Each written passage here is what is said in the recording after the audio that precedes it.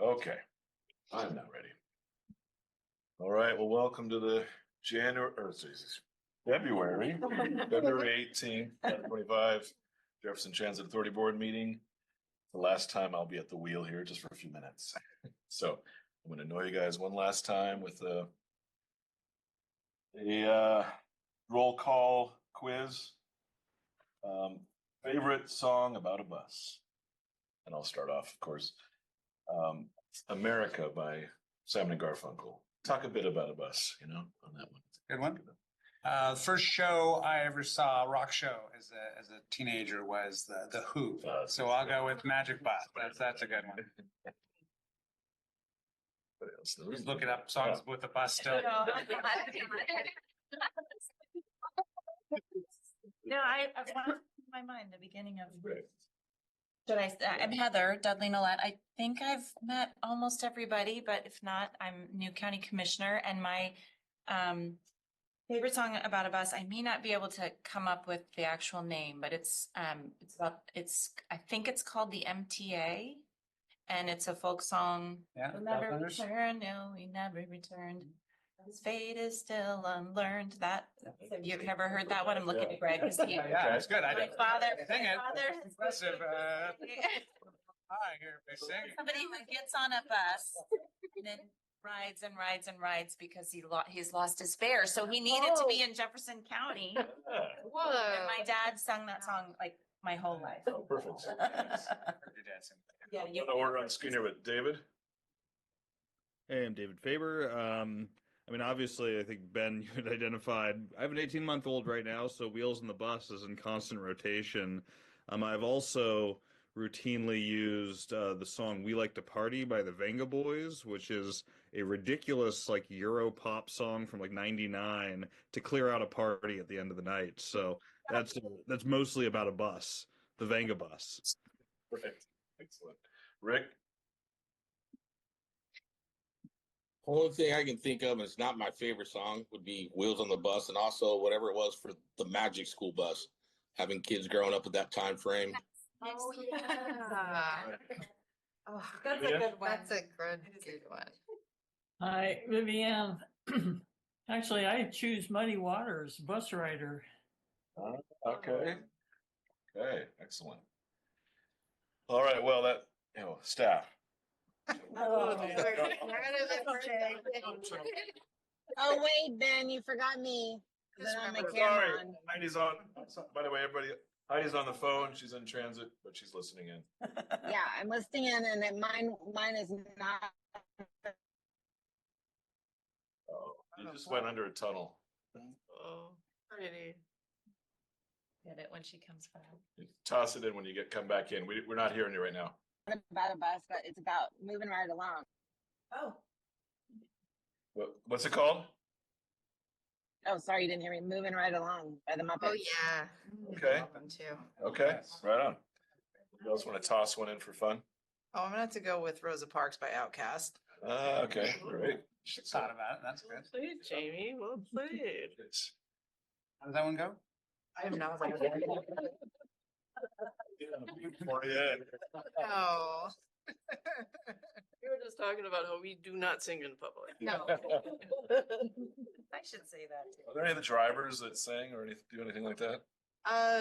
We have a drummer. Mike, one time he was doing the shuttle for Wooden Boat, and he actually had everybody singing row, row, row your boat in a round as he was driving the Wooden Boat shuttle. Nice. Good. Anybody else want to toss one in? Can't think of a bus song. I can only think of a vehicle song. Close. That's pretty close. It's transportation in general. It's a fish song called Contact. Okay, all right. We're learning about each other. Okay, so we have a quorum. It was enough. We had enough songs to pronounce here. Let's see this. I'm looking at my script here. Thank you for the script, Kelly. I guess we do the public comment before we do the officers. So, public comment. Does any member of the public wish to give public comment? I see somebody here. If you are online, please raise your hand. If you're on the phone, press *9 to raise your hand and *6 to unmute. Anybody in the room? Anybody online? Couple online, but no one's raising their hand. All right. Okay, well, we're on to the first topic, reorganization of the board.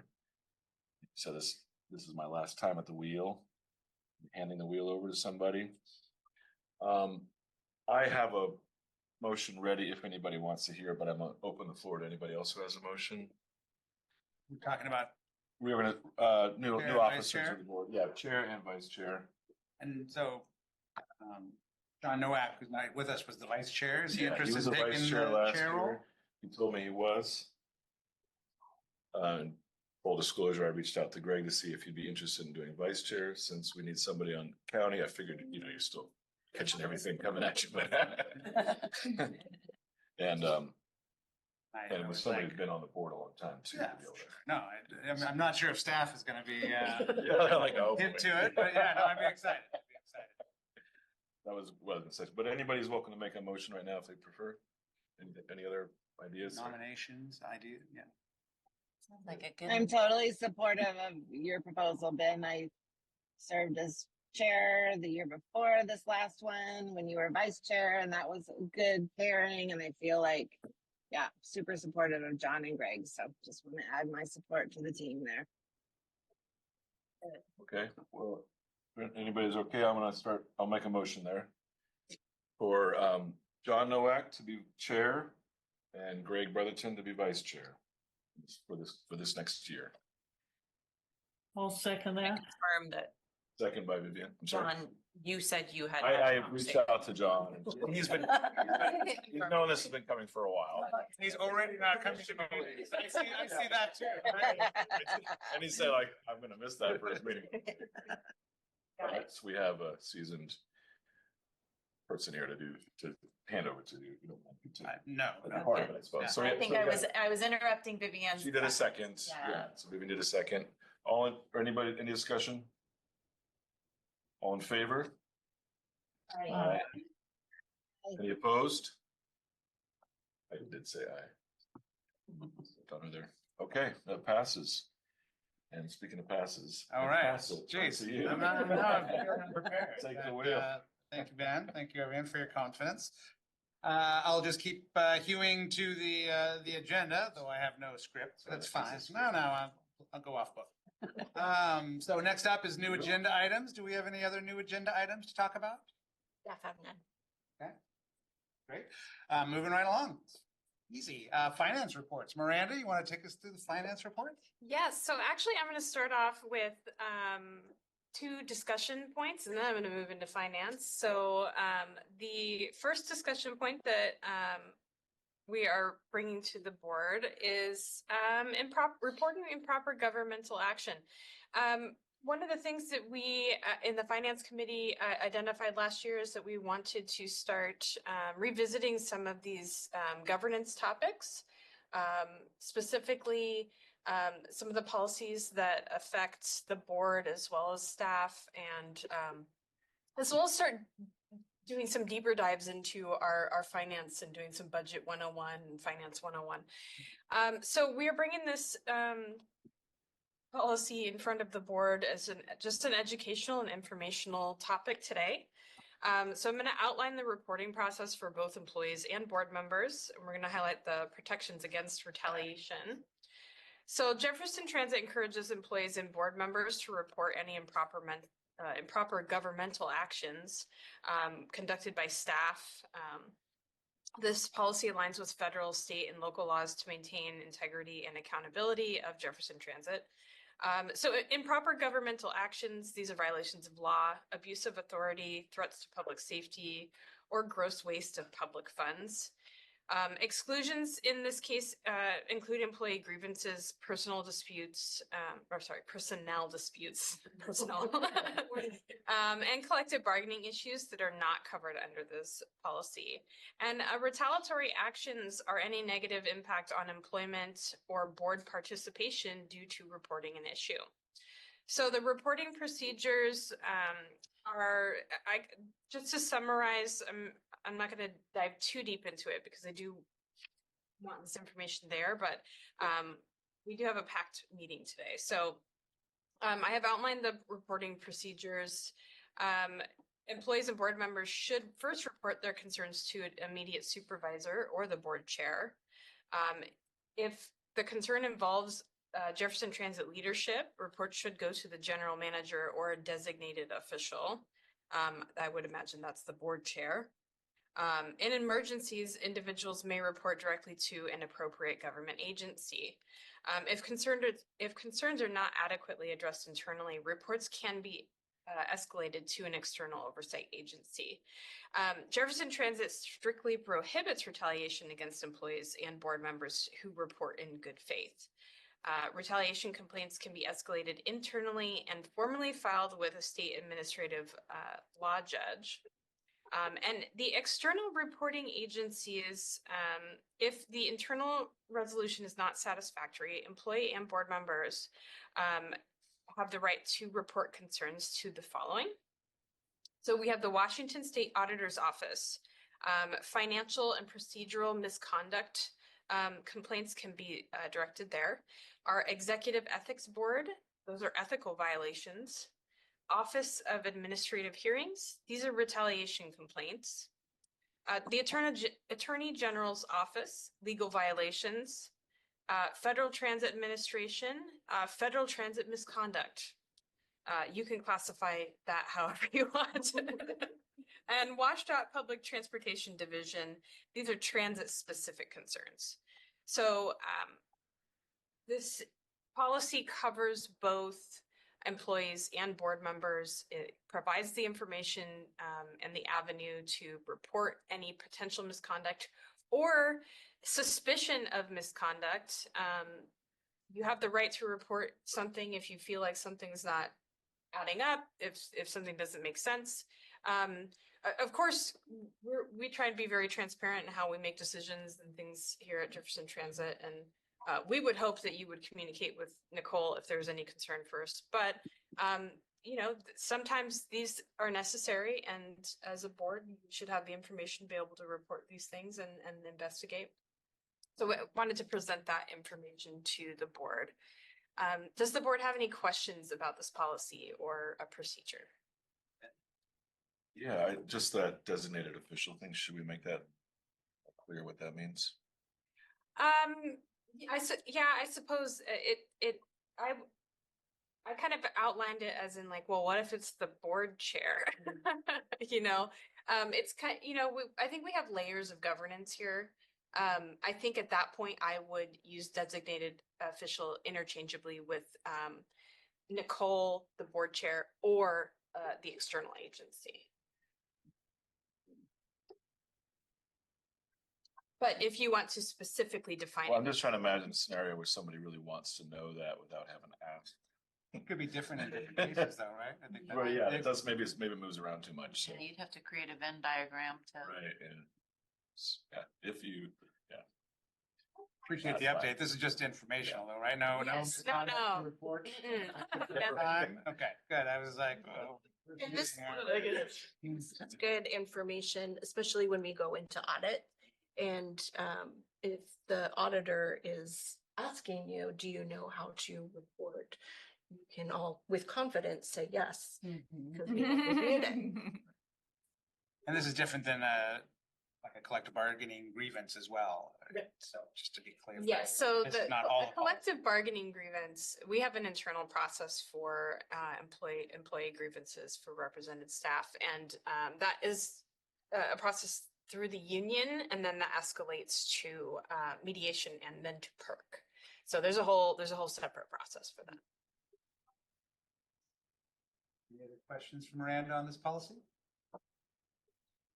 This is just no changes, just reviewing. No, just informational only, just doing an educational, informational review.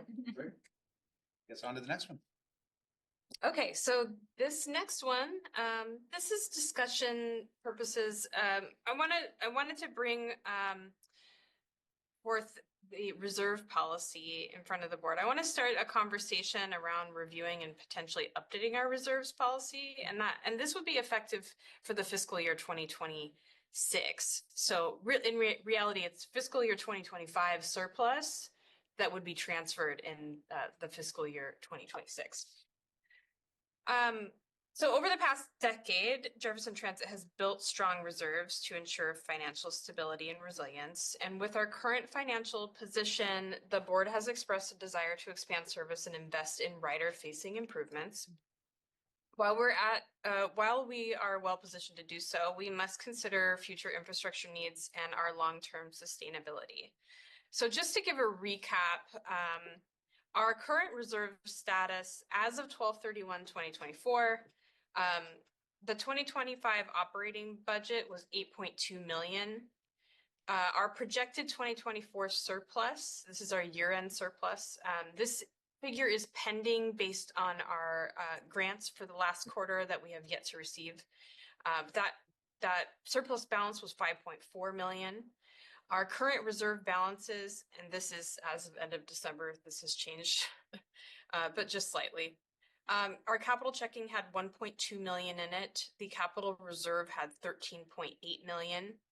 Operating checking was 7.2 million. Operating reserve is 7 million. And the unemployment reserve had 18,413 in that account. So beginning this discussion point and things that I would like the board to begin considering throughout the next year as we move towards 2026 is there's several key points that I want to bring up is the topic of balancing service expansion with our long-term infrastructure needs. The board wants to see funds put into service expansion, and this is an important goal given where we are financially. We do need to consider how our sustained service growth requires continued investment in our infrastructure, our vehicles, and our facilities. So we're thinking about, we're not thinking about it, we're doing it, we're going electric, right? So we need that infrastructure and we need to consider how continued investment in that capital supports our service growth needs. So if we reduce our capital funding now, what does it look like in the future? Will we face funding gaps when projects like EV charging and the transit center upgrades become necessary? So I think that's a discussion point where we need to start thinking about how we can balance that. For vehicle and fleet capacity limitations, our service expansion requires more buses, but the vehicle reserve is not keeping pace. So the current vehicle reserve is based around a Gillig bus every 4 years. We know that the EV buses are more expensive. So the current reserve policy supports a bus replacement every 4 years, with the electric buses costing 1 to 1.5 compared to diesel buses at probably about, I would say 5 to 7 at this point with inflation. This policy is outdated, so I think that our reserve policy for vehicles would need to be reviewed. Expansion vehicles cannot be grant funded. This means that if we are increasing the size of our fleet, they must be entirely funded by JTA reserves. And we need to discuss adjusting our reserve policy to better align with how our changing fleet will need. And that may not be full-size Gilligs. It might be smaller vehicles. And I think I just want us to start reviewing, well, what is that replacement plan? Let's talk about it. So short-term rider benefits versus long-term stability. Investing in our bus shelter stops and service frequency can enhance the rider experience now while keeping our reserve strong. However, if we overspend on our operations today, we risk future financial instability. So we look at major capital projects like Haynes Place Transit Center upgrades. We have a couple that we're slated to do this year. The Gateway. Yes. There it is. I'm not saying let's not do this. What I want to just bring about the point is that when we're thinking about these big expansions, how are we supporting those into the future with operations and our maintaining our capital infrastructure? And then the last point that I want to bring forward for discussion is, so creating a measured expansion with our strategic investments, so we can incrementally enhance service while maintaining a responsible reserve strategy. So a potential solution would be a phased service expansion. Now, these are just points that are not coming from the COA, but these are things that we hear, like evening and weekend service enhancements, increased frequency on key routes, demand-based microtransit pilots. So service improvements can be rolled out gradually while maintaining necessary reserves for capital projects. Miranda, can you talk about what the COA is for our new members? Yes, the COA is our comprehensive operational analysis. Route study. Yes. So you guys reviewed it some in my orientation. Yes, so we had an update with them last week and they are presenting today. Are they? No, not today. No, okay. Sorry, never mind. Don't. I like to hear microtransit though. They're talking microtransit? Yeah. Right. Yes, so these are not suggestions in any way. I wanted to be more of a fluid idea starter. Because what I'd like to do is bring this topic back for discussion over the next couple board meetings to prepare for fiscal year 2026. The reserve policy we have set in place right now, that's going to be what we are following for this year when I go to do reserve transfers in April. Because I don't think we're ready to make that change right now. I think it needs a more focus on and discussion around how we might reevaluate our reserves. So I think that it's a good time right now, especially since we do have these big capital projects and we're going to start seeing how that's affecting our capital reserves. But also that we do have a fully funded operating reserve, and is that the practice that we want to continue? And we want to start seeing some more public facing results. So this really is just me starting the conversation. So the key points is, should we adjust our reserve policies? Should we increase annual contributions to the vehicle reserve? How do we balance service growth with necessary infrastructure investment? What are the board's priorities for capital versus operational spending in the coming years? So I wanted to include all this information in here and then provide opportunity to ask questions. If you would like to email me and get information from me, this will be a discussion point in the coming board meetings. So we'll have plenty of opportunity to hash it out. So this is also an informational topic. Setting the table. Any questions from Miranda right now about these new potential reserve policies or resetting the capital and operational reserve? Thoughts, I guess, initial thoughts?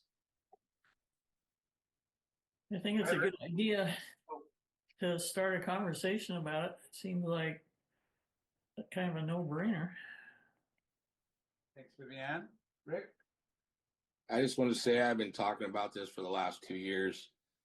For the size of our agency and going all in on electric, and now with the current state of how the government's working and stuff like that, we need to back off the electric stuff. We're putting all of our money and all of our stuff in one basket. And here in the futures, we're going to be thinking, oh, we probably should have done that. Let the bigger agencies find out what's best for the industry, and then we follow later on. We're going to be hurting in a couple of years. We keep going on this electric bandwagon. It's not the right idea. That's all I got to say about it. And I've been talking about this for the last couple of years. All right.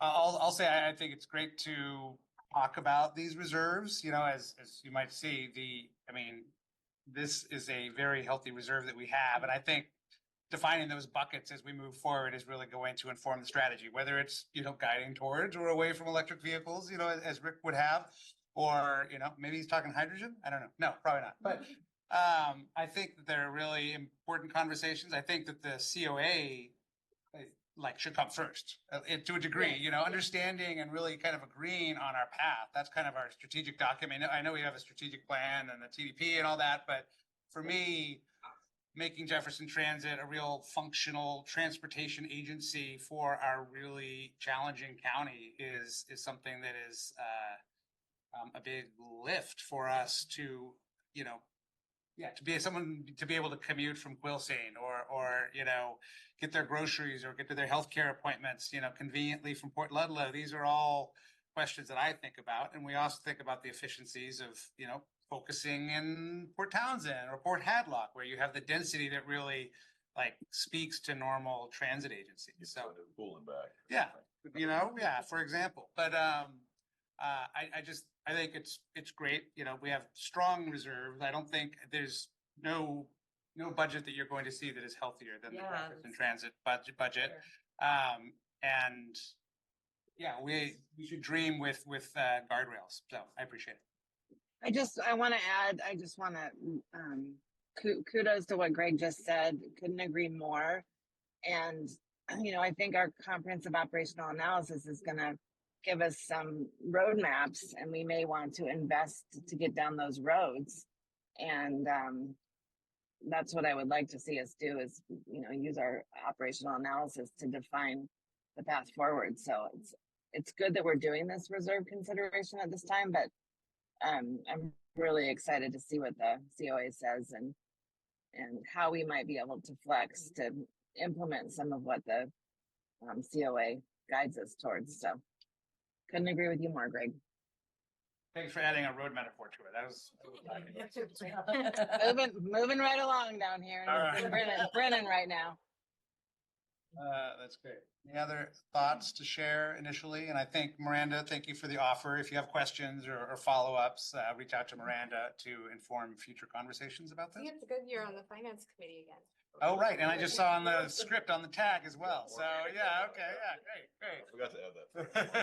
great. Yeah, 2 more meetings a month. That's okay. Just as a question, this table that has the operating reserve fund, capital reserve fund, revenue vehicle reserve fund, et cetera, that's a summary of the current reserve policies? So what you've got in reserves right now is significantly than that. Got it. Our reserves meet our policy at the maximum allowed. Okay. So if we're funding our operating reserve for a maximum of 1 year of operations, we are 100% funded. Well, To change at this moment for 2025, we're not 100% funded, but as we do our reserve transfers this year, we will be. Yeah. So Sales tax has been very good to us. Yeah, that has. Okay. Thank you. Last call for any other thoughts? Yeah, go Yeah, ahead. I might David, then Heidi. Oh, sure. I'll just jump in here. I think I'm maybe the longest serving member on this board, or even amongst staff who are still working with JTA. When I came on, JTA was still in the kind of hangover period after the Great Recession, where for a while, the JTA was scraping bottom. I mean, we were moments from needing to do pretty significant cuts, operating on fumes, so to speak, to continue the transportation metaphors. And so for a long time, we've been on a pathway of building good reserves to make sure that we're not in that position. I think we've breezed past the point that I thought we should have been converting a lot more of the money into operations. I'm glad, we're always thinking about trying to make sure any operations we introduce are sustainable if we do end up in an economic downturn. But, I look at our reserves right now and I think about what someone who is an enemy of public transportation would say, and that they would say, like, we're just a money pinata waiting to be beaten over the head. I'm surprised that, honestly, that the media has not picked up on just how significant our reserves have expanded without us expanding much in the way of operations. I do think it's important that we do it responsibly, which I really appreciate staff's approach to this, but I do think we really need to start looking at ways and, putting more service on the road. Thanks, David. So I would like to respond to that. Staff is fully committed to putting additional service on the road, and we budgeted for that in 2025.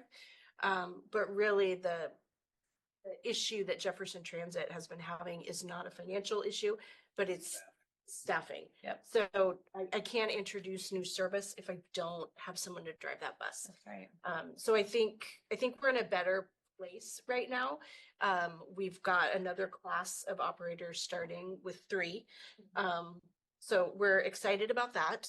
And we're looking forward to adding additional service on that we had talked about this year. So I do hear you. We are excited. We would like to put more service on the road. Great. I'm sorry. I really was not trying to throw you under the bus, continuing metaphors here. I mean, I really do appreciate that is indeed the intention on the part of staff, really, and the way we passed the budget for this year to put that service on the road, that it's not necessarily financial. But I'm glad. I think we really need to. That needs to be our trajectory, and I appreciate that's what it is. All right, Okay. we should probably move on to the actual finance reports now. Well, I was just gonna add. Yeah, sorry, that Heidi. I'm not ready to jettison the transition to electrification, and I'll be interested to see what the COA says, and if we are moving to microtransit, are there smaller, more affordable electric options? But I'm fully not ready to jettison that aspiration that we set together. So just wanted to say that out loud. Okay. So I do have, I have the preliminary 2024 year end financials, and we have January's. I'm not going to dive too deep into January because this first month, you can't really make decisions based off of what 1 month. Budget tracking is, it's front loaded because we got a lot of 2025 expenses that occur at the beginning of the year. And so February and March are going to be more informative for you. So we're going to talk about December. Sales tax revenue, October 2024, which was remitted in December 2024. For the month of October, year over year, it increased 9% compared to 2023. For November 2024, remitted in January of 2025, the month of November increased 45%. That's a huge, significant number. I do not know what we were not doing in 2023 in November that we did in 2024. We weren't building a sewer. Oh, there we go. We weren't building all the. It is road it is improvements. construction There's a lot of- related. It feels like we've had like the fishery stuff for years now, and they're always there. So the total accumulated sales tax increase for 2024 year over year is 9%. This is a continuing trend for us. We do not have operating revenue as of January 2024, so we don't collect fares there. So total operating expenses for 2024 is 12.4% under budget. Our labor was 3.3% under budget. Benefits was 12.6% under budget. Services and user fees were 41.1% under budget. Materials and supplies consumed was 28.1% under budget. Utilities was about 1% over budget. So I think we came in pretty close on that one, but we did start to see those rising costs. Our casualty and liability, that is our insurance coverage, was 3.5% under budget. Our taxes was 88.3%. That, again, that's not because we're not paying it. Right. We budgeted for fares and we stopped collecting fares. So we do put a contingency in there, but we are paying our taxes. So everyone calm. Our miscellaneous expenses was 45.2% under. In the packet, I did provide a kind of a breakdown of what those miscellaneous expenses were. As all though, right? Yes, it's as requested. Those miscellaneous expenses will be broken out now. If there's a specific question you have on what those miscellaneous expenses are, just please let me know. I can explain it further. For the most part, the one in December is a reimbursement for one of our one of our supervisors who's does our CDL testing. So it's a reimbursement for relicensing costs. And then you will also see that miscellaneous breakdown is in January's report. So it does break down specifically what went into that miscellaneous. And if you're looking at the financial statements, there is a miscellaneous transaction detail, and that is on page 27 of the packet. And that shows primarily those expenses are going to be dues and subscriptions to external organizations, membership fees, some travel for supervisors. And then we have some membership fees that we accrue out over the year, and that'll be under the January 25 month-end journal entries. And I will do a better job of explaining what those are. I realize that they just say the same thing. So I will be more detailed in that in my next report. I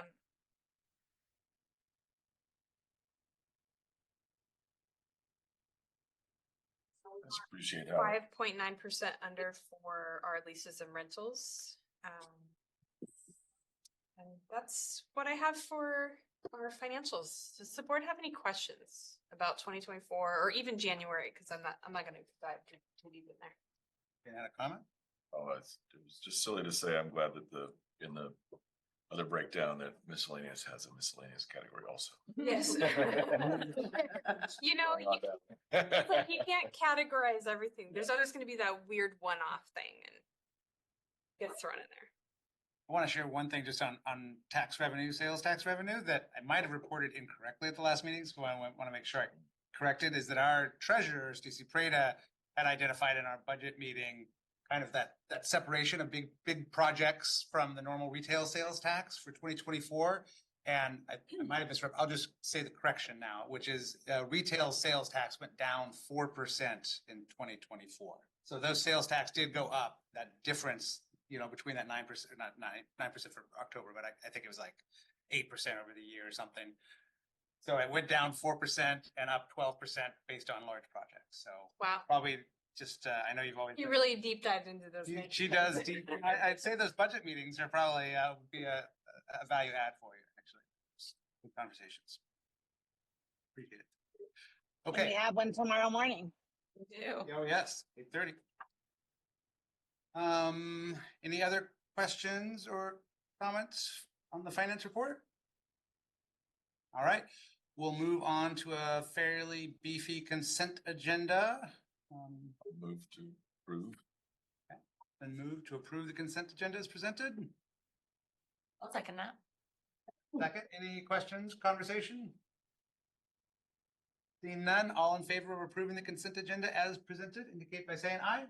Aye. Aye. Any opposed? All right, that is unanimous. On to new business. I believe we have a presentation about the Four Corners. We do, Exciting. and Kelly will be inviting our guests over.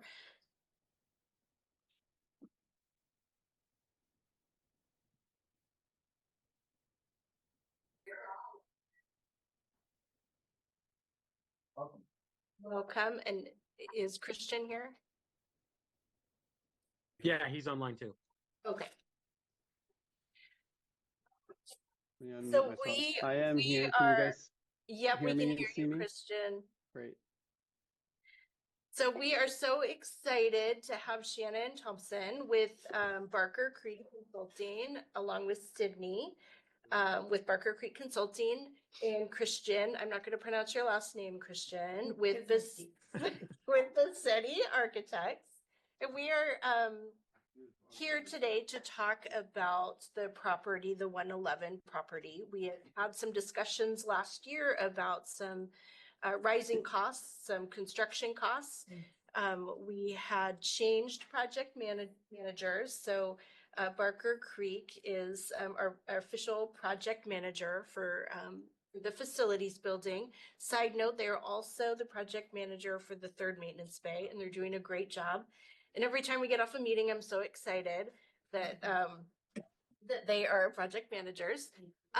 So with their guidance, we had started working with Christian at Bassetti Architects. Christian came out and had some good conversations with staff about what we need in a facility, what kind of space we need for not only vehicles, but also staff. So originally, we were looking at constructing a space for our facilities crew. They are being displaced because of the third maintenance bay. So they are losing their space, their home. So we need a new space for them. And then that kind of morphed into what else would we want to see happen in space. The end of last year, I told the board that I'd like to move forward with the full board having some discussions about our next steps. So that's what we're doing here today. And I thought that Shannon and Christian could help guide us through a conversation. You bet. I think what I'll do is I'll kick things off and then we'll turn the time over to Christian to kind of walk us through the pieces. But just a little bit of history. I'm sure as as we start to develop design and planning, and we saw what you had originally planned, and we started to ask questions. And some of these questions, we just want to make sure that what is being planned and designed for in your project, not only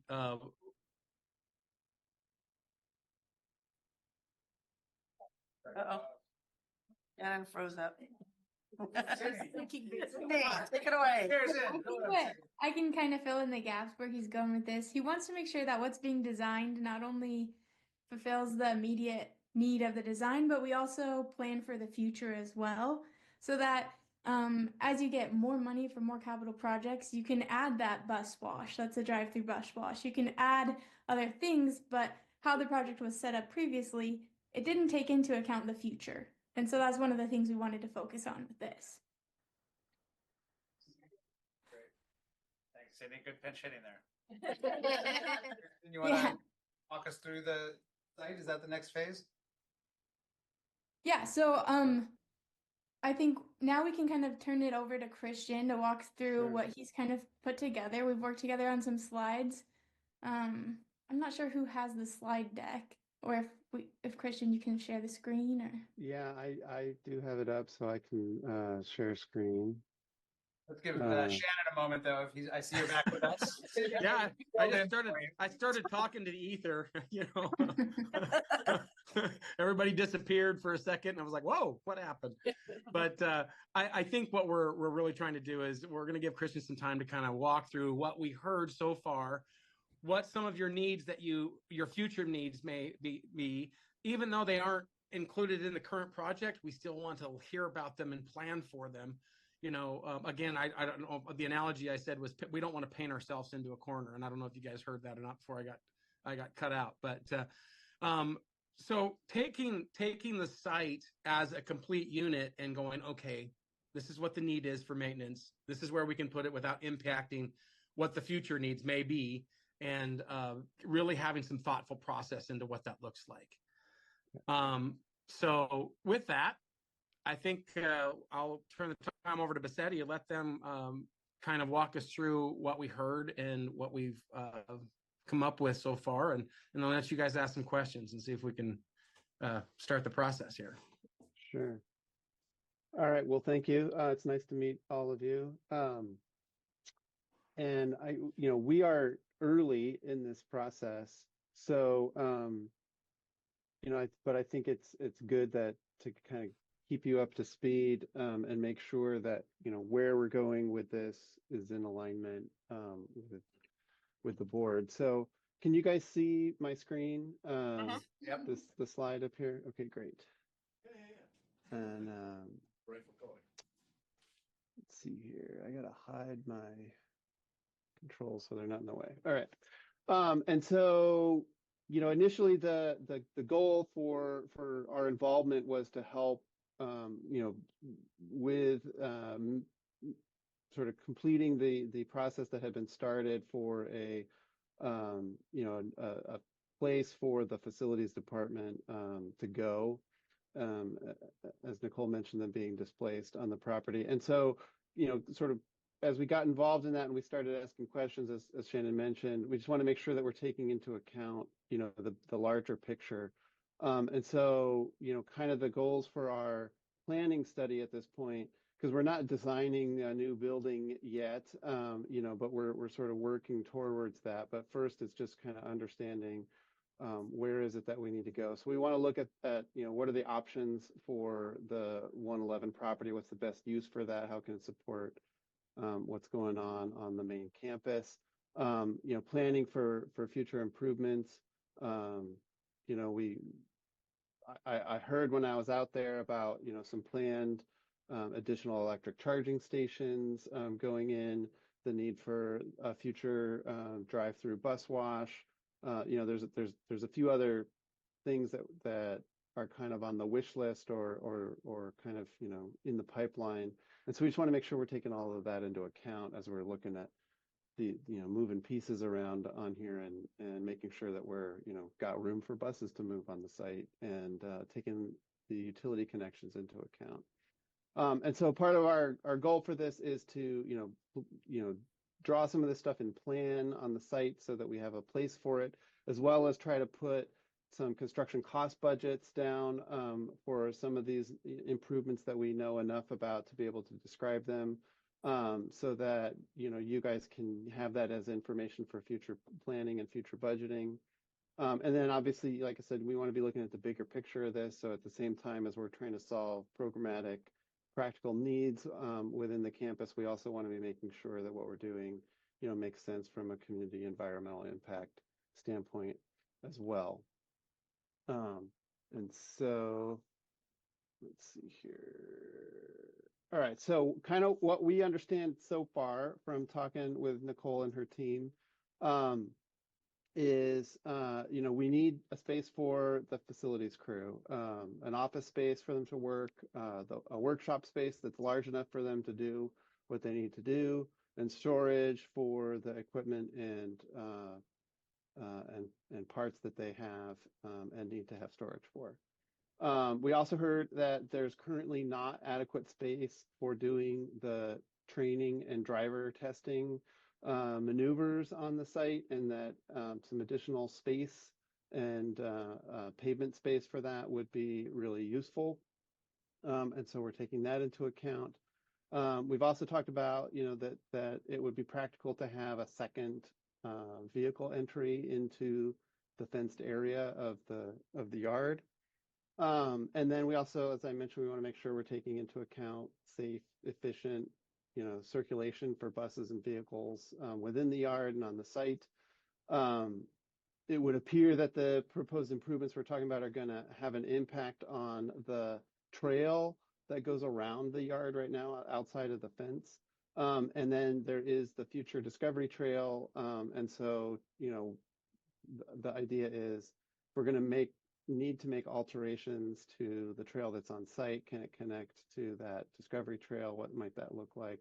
What are some things we might want to keep in mind there?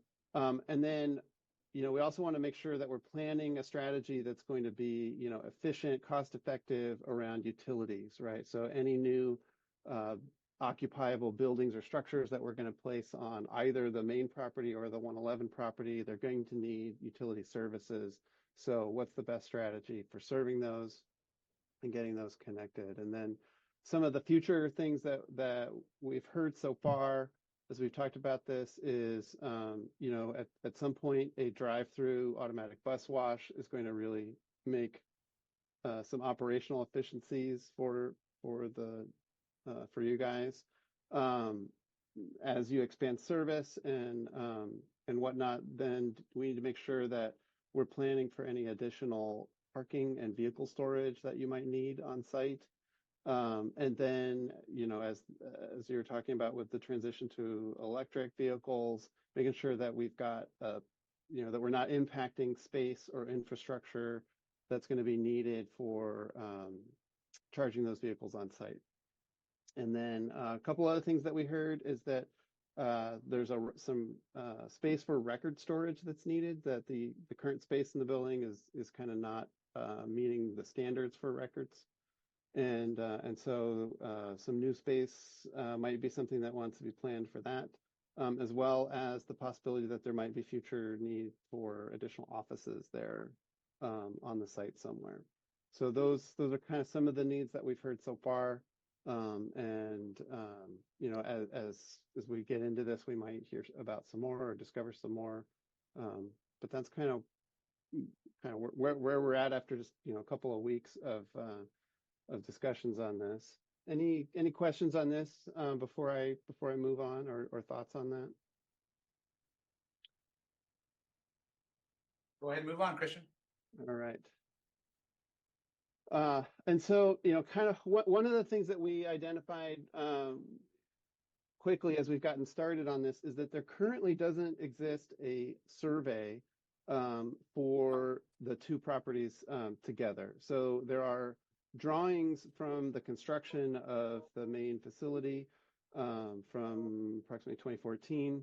And then there was some survey work done on the 111 property when the previous sort of process was started for that.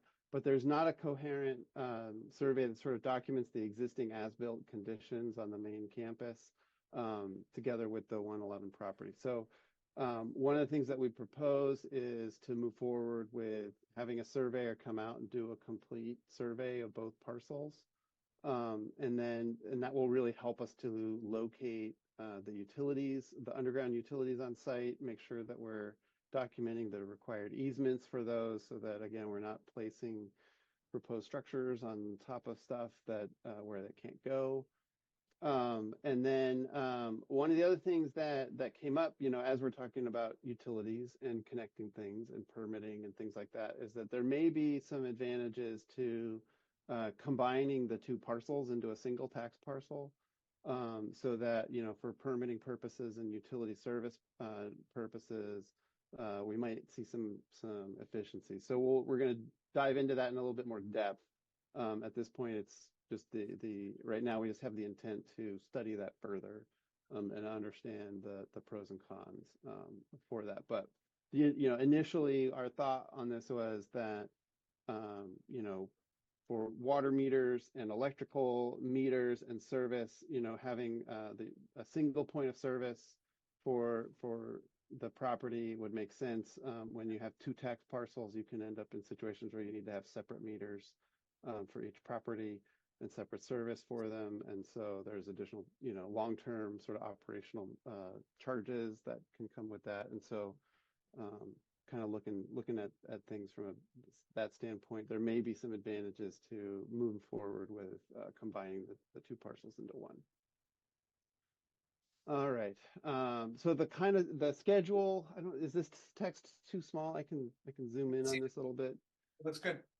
Okay. But essentially, you know, our initial part of this was just sort of understanding the problem a little bit. So for starting in January, we had kind of a kickoff meeting, and then in February, I went out to the site. Actually, it was end of January I was out there. But anyway, as we've been in this initial few weeks of just sort of gathering information, understanding the problem, and now we're kind of moving into, you know, developing some plans. So we're going to move forward with trying to understand the context of the site and the utilities on it, and creating some diagrams for it, while we will be sort of waiting for the completion of the survey work.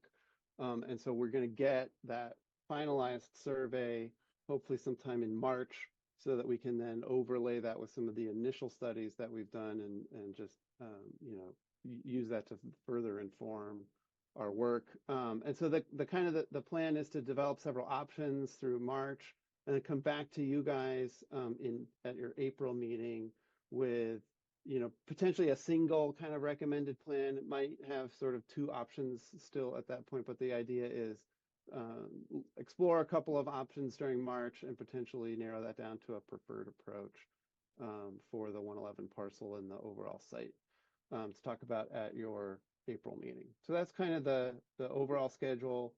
of where we'd like to get to in the next couple months. Any questions on that? Questions? I can't see folks online, but just speak up if you have a question or a comment for Christian.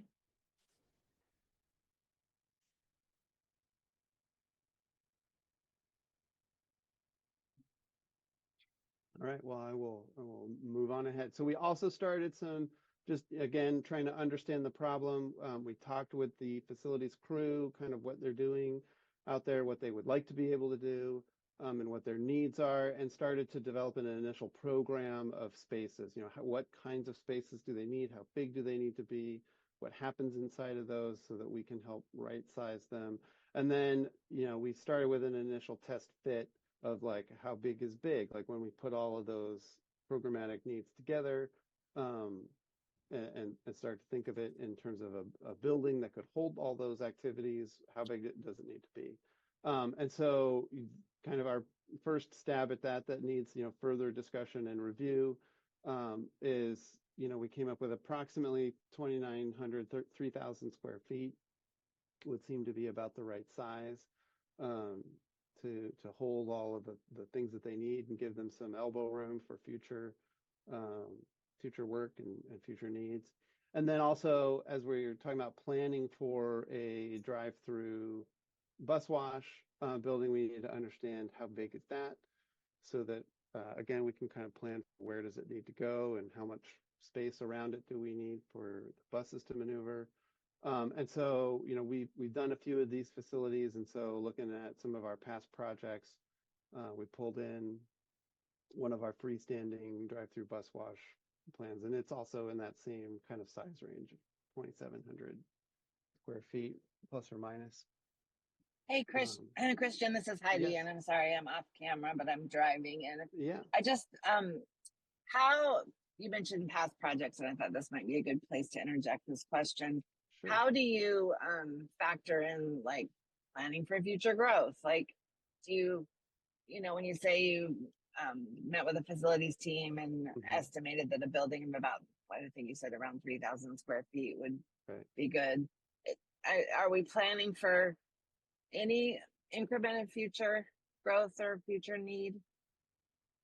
We want to be able to do that. Yeah. So I've started the conversation about what might the future needs look like.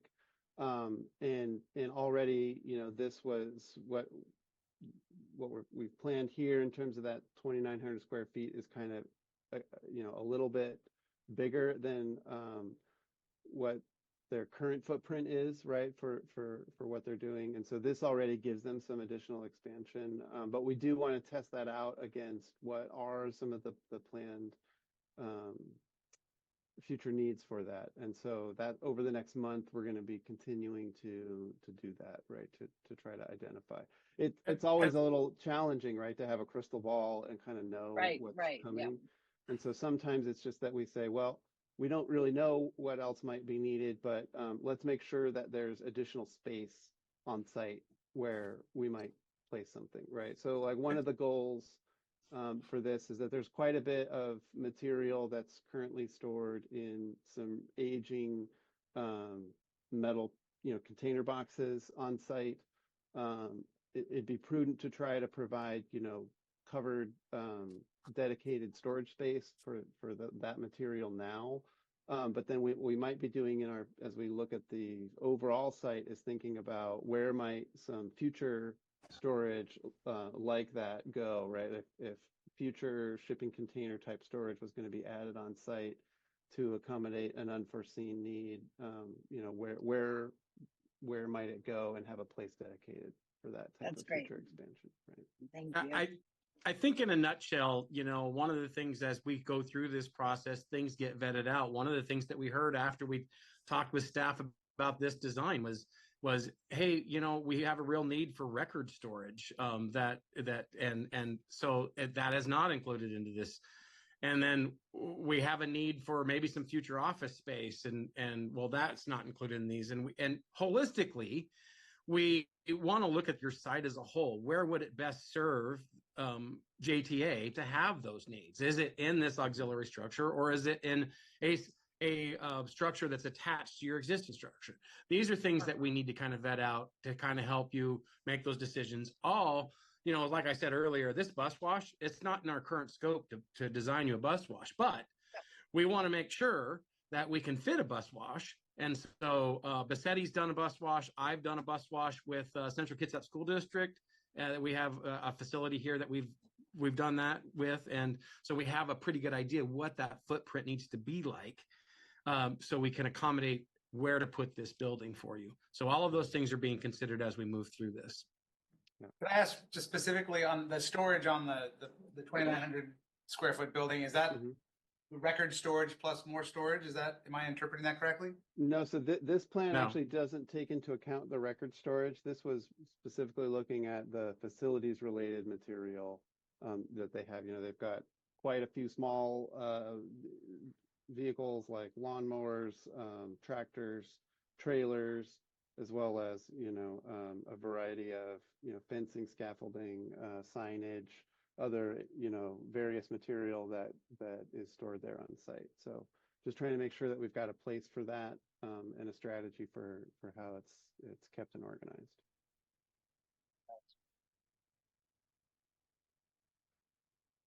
Question? Onward. Oh, yeah. We'll have just a general question on the training, the amount of pavement needed for training. Is that, are we including the parking lot, the fairly sparsely used park and ride parking lot in that training pavement, or do you have to do it completely without any other cars around? Are you referring to here or at Haynes Place? Well, I mean, Here. here. We don't pull our buses. Our parking lot's not rated for concrete respect. Oh. Yeah, concrete. concrete's I not thought rated. that, yeah. Interesting. Especially with electric buses, because they weigh. Yeah.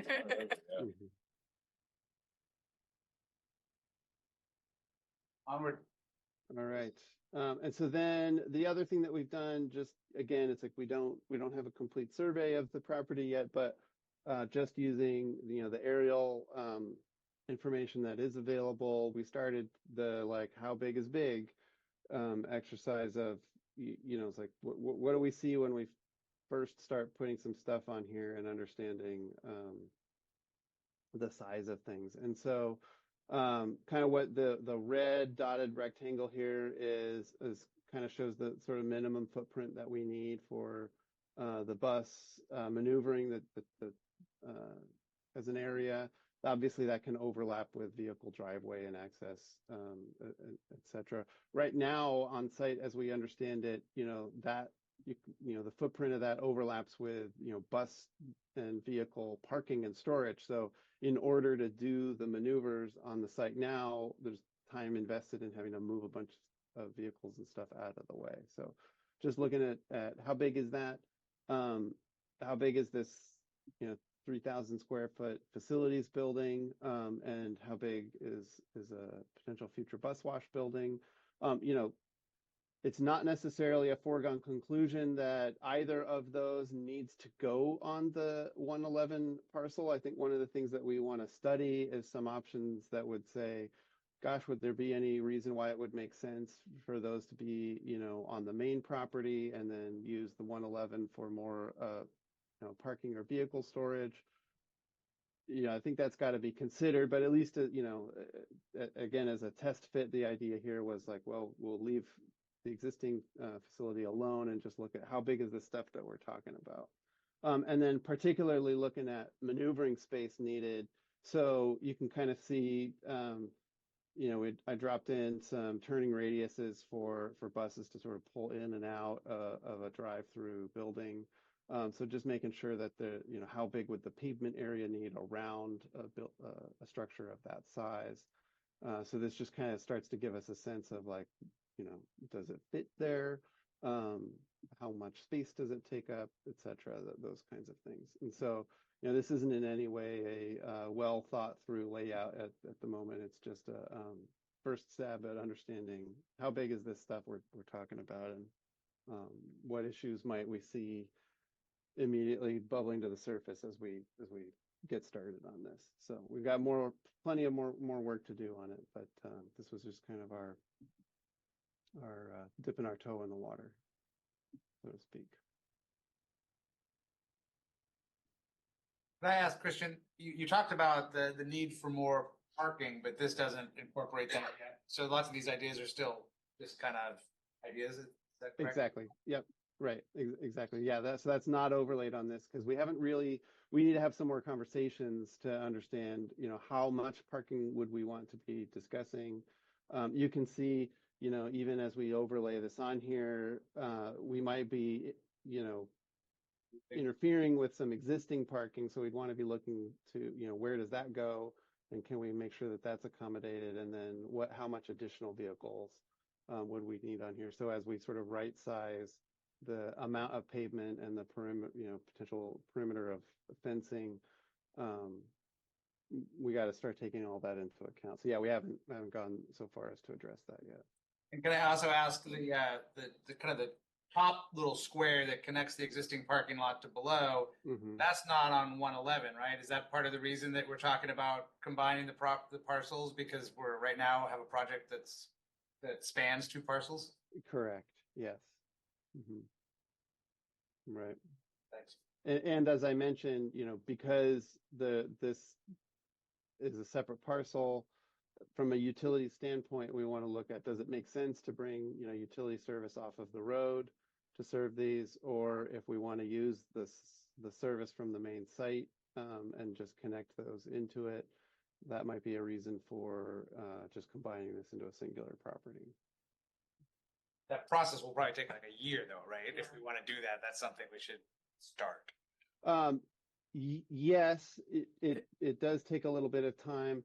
Typically from a permitting, and utility standpoint, as long as the agencies involved understand that process is underway, it's typically not a barrier.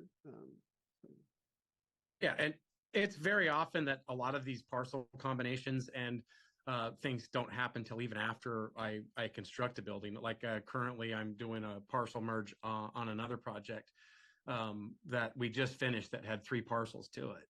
So it does, as long as, like Christian said, as long as there's an understanding that that's what the plan is and it goes in that way, we're good to go. County's really easy to work with, so. It's just for the sake of getting the board and the public, the testing maneuvers, is that mainly brake testing? I've seen that out here. We've done. Yes, so we do brake testing. We're also doing testing for actual CDL exams. Oh, okay. So Cones, there's stuff. cones and there's backing maneuvers. Gary Maxfield is a third-party tester, so we do quite a bit of testing for Clallam Transit, Kitsap Transit, and Mason Transit. At the bus barn facility for Central Kitsap School District, we have a testing rundown facility also that's heavy pave, concrete, and the state comes and does their testing there with the buses. So.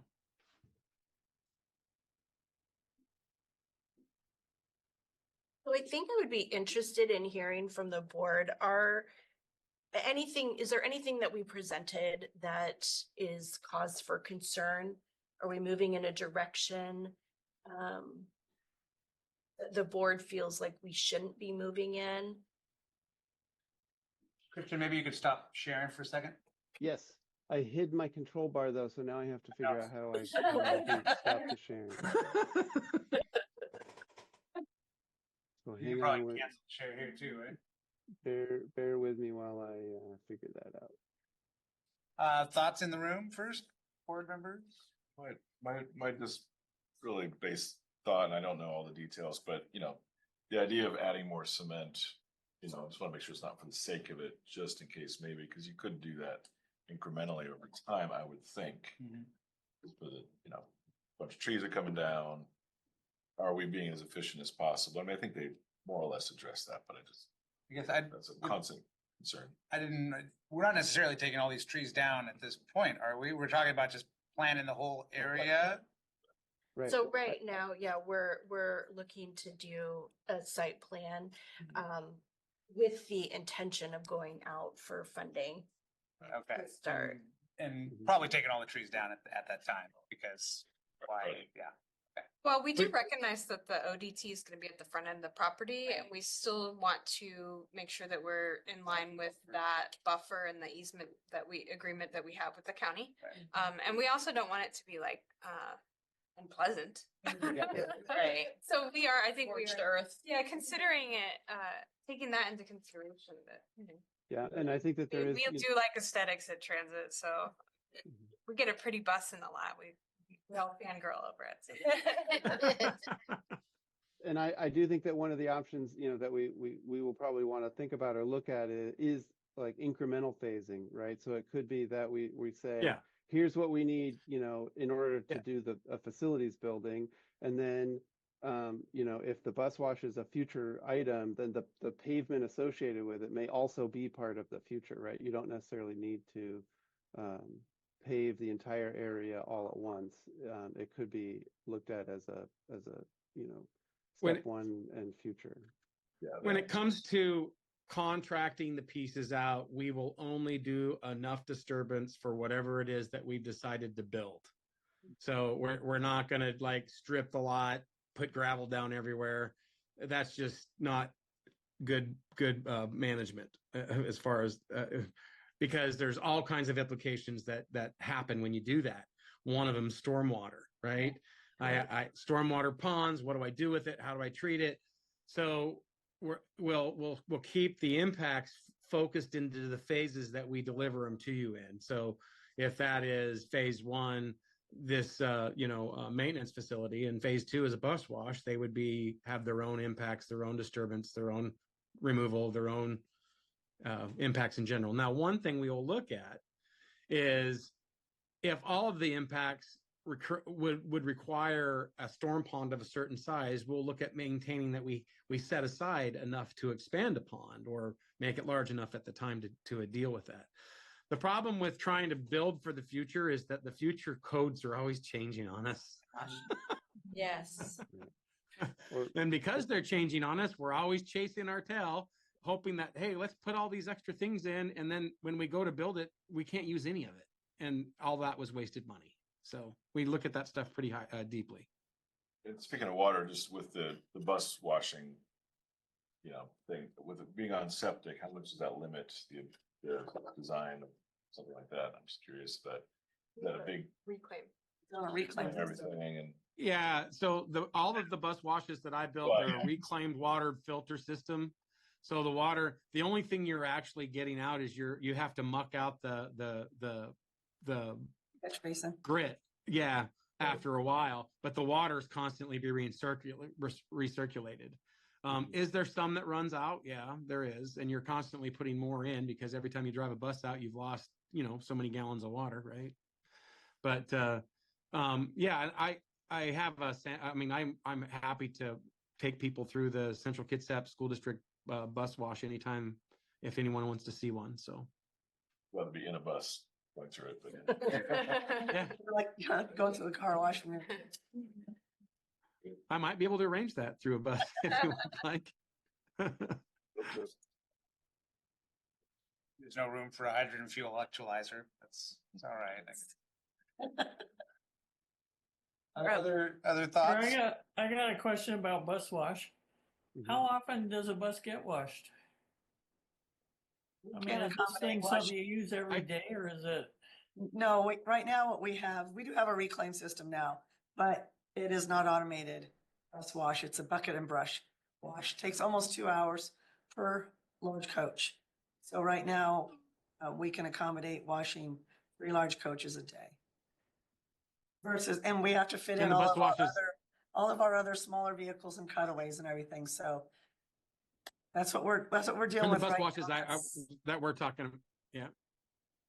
And The ones that we're talking about is a drive-through bus wash, and and because it's a drive-through bus wash, they do it more frequently, especially during storms and after, they spread gravel and crap all over the road. Those buses get dirty really quick, and so they just run them through. They do have an auxiliary bay on the outside that they can do some more detailed cleaning to them if they want to scrub them down. Yeah, I think when you're dealing with it more frequently, it's not as hard. Yeah. Right, but I've seen a lot of life labor-saving devices that turned out to make it more problematic in other ways. So if you have a bus wash that's easy to go through, then you're washing your bus every day as opposed to once a week maybe.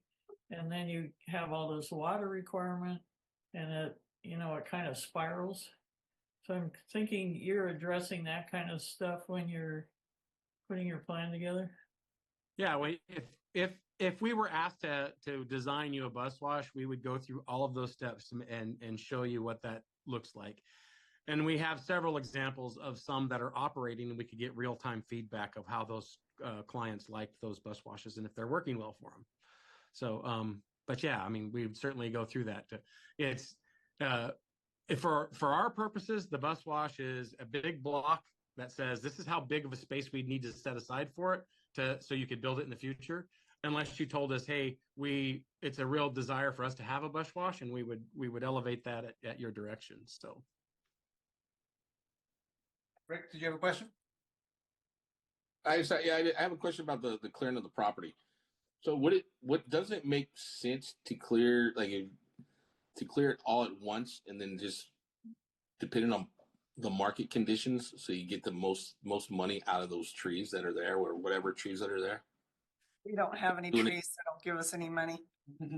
Yeah, and when it comes to clearing, usually when it comes to clearing, and we put stuff out in design bid build, because you're a public agency, that money, it doesn't come back to you in the same way, right? You can't sell it. You can auction it. But usually what we do is we put that as part of the contractor's package, and then they decide whether they want to lower their bid, because if there's value in the timber, a lot of times they'll lower their bids because there's value in the timber, or they'll sell that timber. It doesn't really, it's not really effective for a public agency to sell timber. I didn't know, since just a question I had. Yeah. It's a good question. Other questions? I just had a question about the training on the, on potentially new concrete. Is that, you mentioned that other counties are coming and using your space.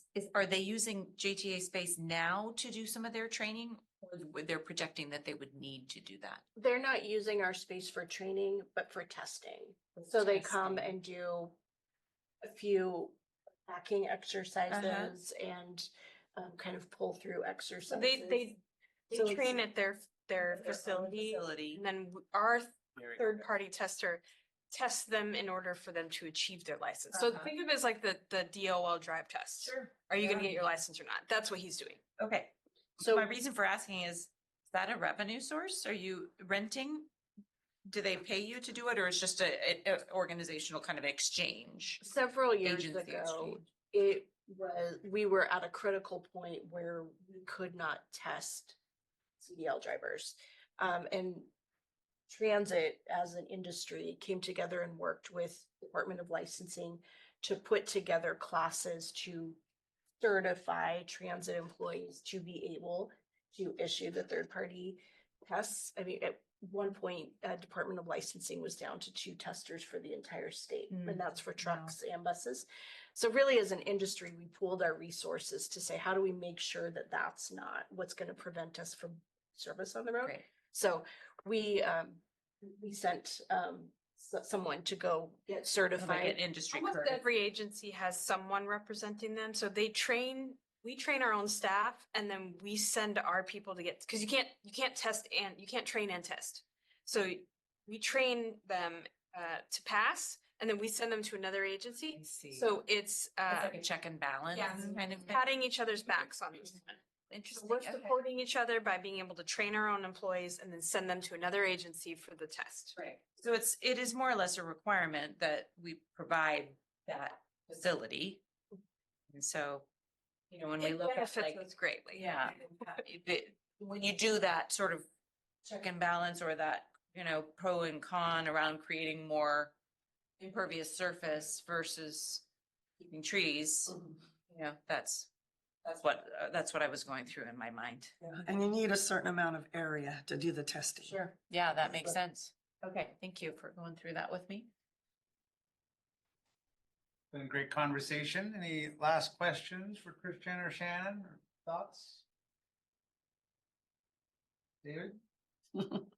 All good?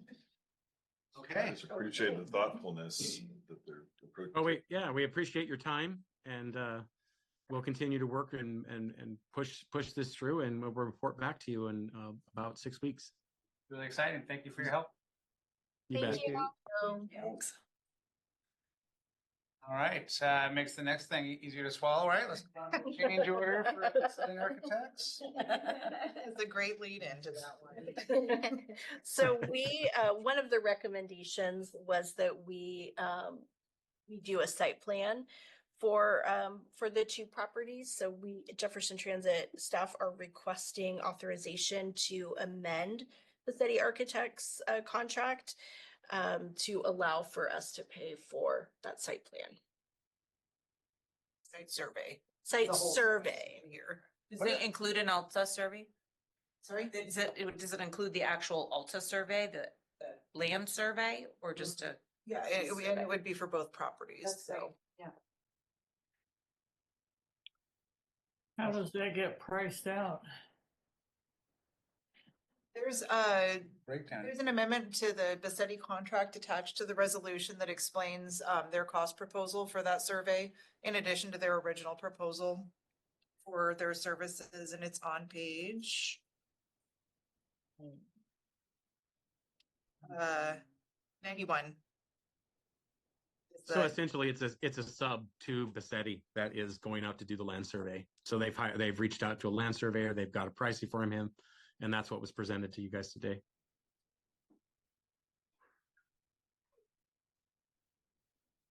And that total amount is 55,120.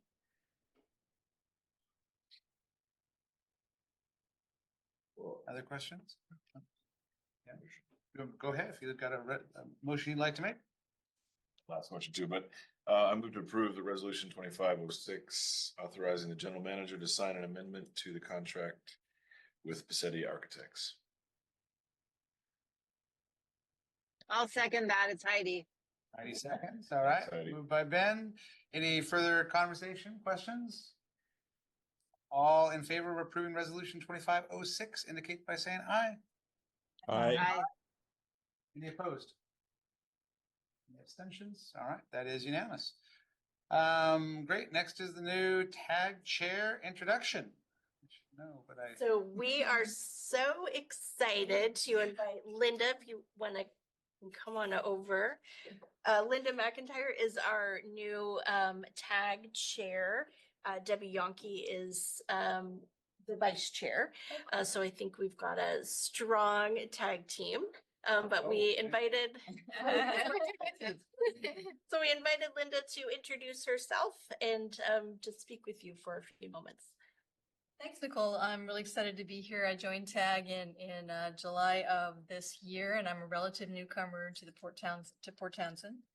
But I bring with me 30 plus years of experience in transit and transportation and trail building, mostly with the National Park Service over the last 20 years, just recently retired from that.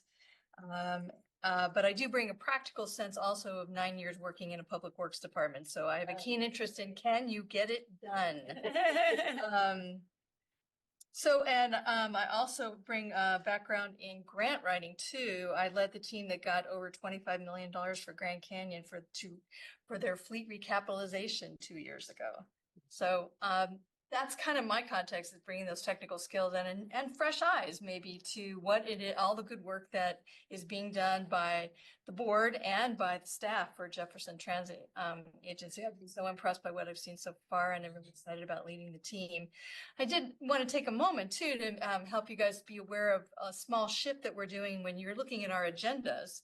And we're going to be adding some educational and advocacy topics in our role to advocate for transit to make us better advocates.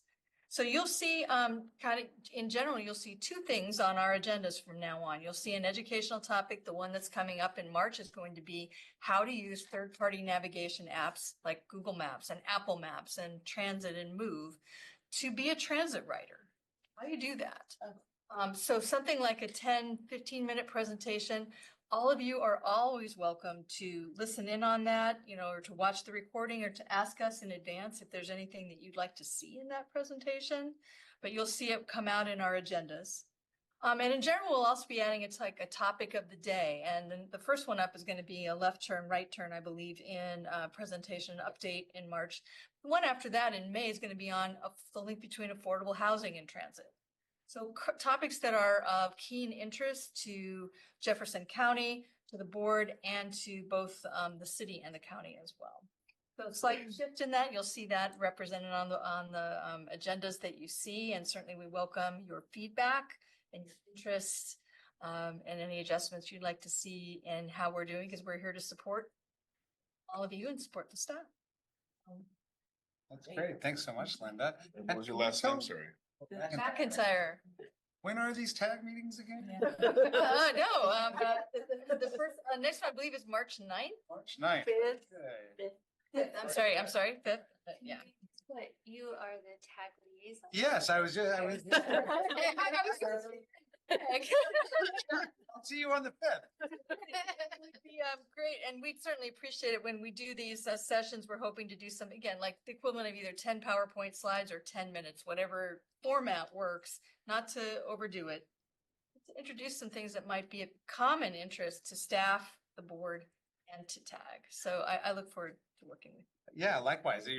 Your background and energy are very strong. So it's great. And Debbie Yonke has been such a strong chair for TAG as well, and such a fierce advocate for transit in Jefferson County. I mean, it's been a boon to have the group, and I'm happy to join you on the 5th and at future TAG meetings. And thank you for your leadership. Well, thank you so much. Looking forward to supporting everybody in the months and years to come. Thank you. All right. Questions or comments for Linda? Welcome aboard, Linda. Thank you so much. All right, back to the agenda here, moving right along. So we have the resolution 2507. Nicole, you want to tee up the drug and alcohol policy update? I'm gonna do it. Send it. All right. Miranda. Okay, so Resolution 2507 is our drug and alcohol policy update. This is focused on safety-sensitive employee testing. So to align with an updated Federal Transit Administration guidance, we are proposing revising the safety-sensitive employee list in our policy to remove dispatchers, as their regular duties do not meet the FTA's safety-sensitive criteria. This change ensures our compliance and optimizes the allocation of testing resources. So what FTA found is that they had a lot of employees or people in the pool that were not meeting their safety sensitive hours, like the level of time that they actually spend performing safety sensitive duties. And they were realizing that it was diluting their testing pool. So they weren't testing the people that were actually behind the wheel or performing safety sensitive. So just as reference, our dispatchers do not do safety sensitive more than 50% of their time. And in terms of what safety sensitive as a dispatcher is, and that means real-time turn-by-turn traffic direction of buses. Our operations staff put together really great routes and detours. So it's never a turn-by-turn situation. It's very rare that we're doing turn-by-turn directions for our operators. While it was a hard pill to swallow at first, we are removing our dispatchers from that safety sensitive list. That does not mean that they are not subject to the rest of our testing policy. So they would still be subject to our reasonable suspicion, pre-employment, return to duty testing, and potentially we could implement a non-DOT random program here at Jefferson Transit, and the policy language is reflected to support that implementation. I will tell you, I don't think we have the resources and our staffing level does not necessitate it at this time. We did introduce in our last contract the possibility to have relief drivers. which means that any represented staff member who was a CDL carrier and passed our training requirements for drivers would be able to step into a relief driver position. We have one dispatcher who potentially could apply for that and fill that position as well as dispatch. In that case, we would have to see if they meet the 50% or more. If they're not doing it 50% or more, they would not be subject to this as well. So this is why the discussion came up as to, it wasn't an easy thing for us to go from A to B here. We had many discussions about what that would look like for Jefferson Transit. So supervisors and managers will only be included in the pool if safety sensitive tasks occupy more than 50% of their work time. And all of our employees remain subject to the drug and alcohol testing under our broader JTA policy, excluding a DOT random testing unless they are designated safety sensitive. So we the red line version of the drug and alcohol policy was included in the packet, and we are requesting the board to approve resolution 2507, updating Jefferson Transit's drug and alcohol policy. There's only one change in it, really, under random testing, pretty much. Is that right? Yes, and the appendix where we remove dispatch and we drop it down.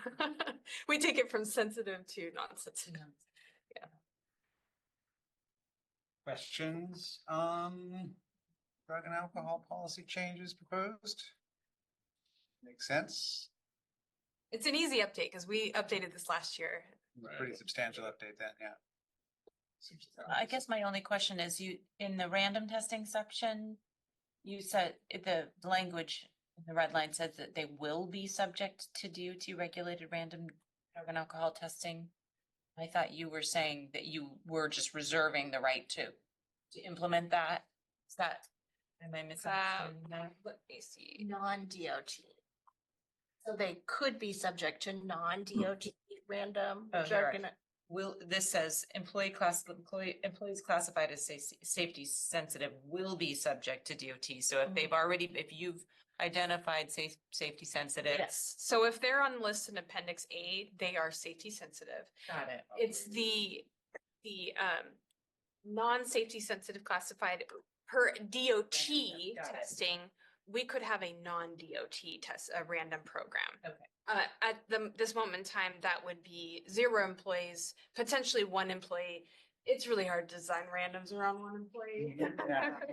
So we built the policy for potential growth.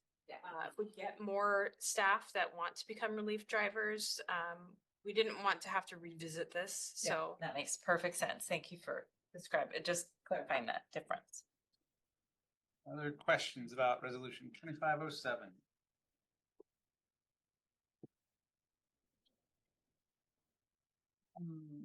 I can make a motion. I think you're using the summaries, right, to make your motion. If I'm following along, right, I would make a motion to adopt resolution 25-07, updated JTA drug and alcohol policy. I'll second that. David seconds. Heather with her first JTA motion. Bravo. Okay. Any further comments or questions? All right. All in favor of the motion on the floor indicate by saying aye. Aye. Any opposed? Any abstentions? All right, passes unanimously. On to the transit coordination grant. So I did include some background information about the transit coordination grant. In the fall, Jefferson Transit, Clallam Transit, and Jefferson County applied for a transit coordination grant with WashDOT. We were successful in that grant. The premise behind that grant was to help agencies coordinate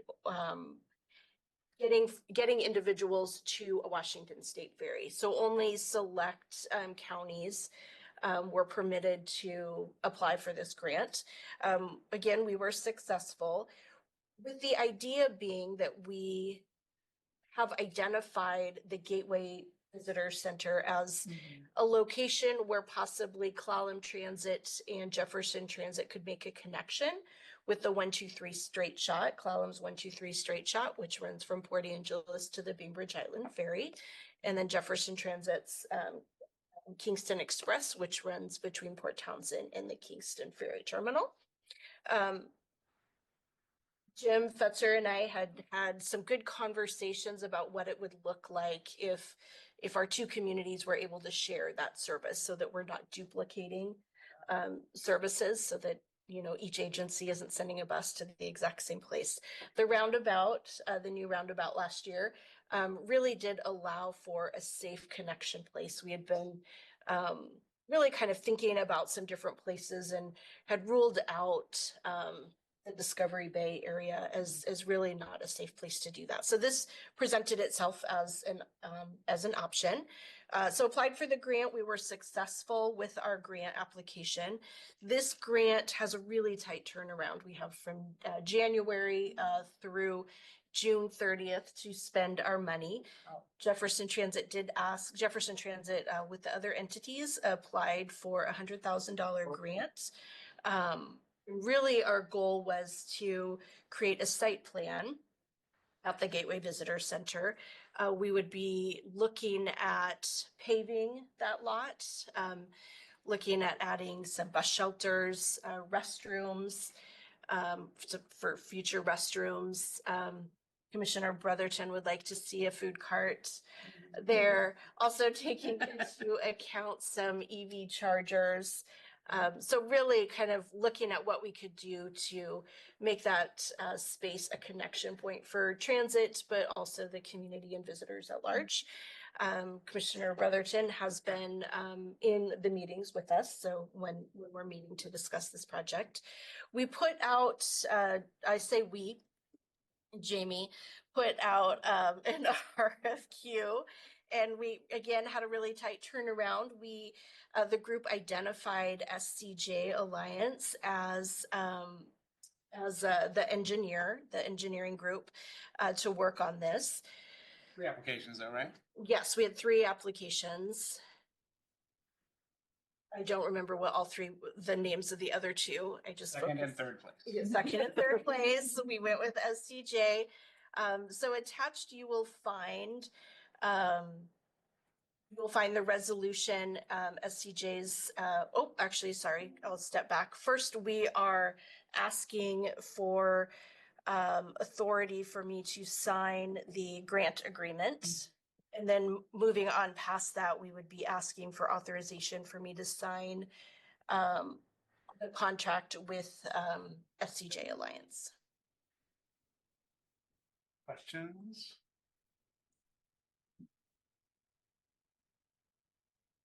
I have a question about the flow of the grants. I mean, there's been all this uproar about federal funding and whatnot. Is this grant stable? I mean, can we count on it?